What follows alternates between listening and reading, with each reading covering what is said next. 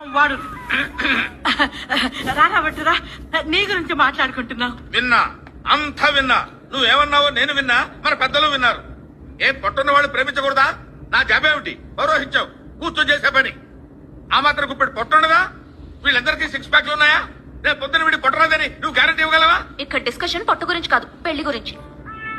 నువ్వంత హార్ష్ గా మాట్లాడుతుంది నేను ఫీల్ అవుతాను. సిగ్గులేదేమిట్రా? నీకు ప్రేమ కావాల్సి వచ్చిందా? ప్రేమ ఏం తప్పేంటి?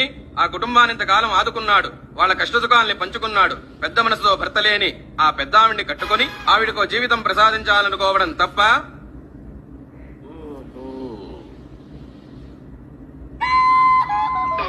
చిచ్చి, మీరు సిగ్గుపడకండి, చచ్చిపోవాలనిపిస్తుంది.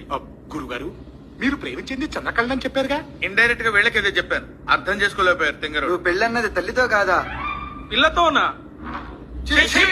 తుచ్చుడా, మన అగ్రహార స్త్రీలకు తెలిస్తే తూ అని మేస్తారు. పదండి పోదాం. ఇంకా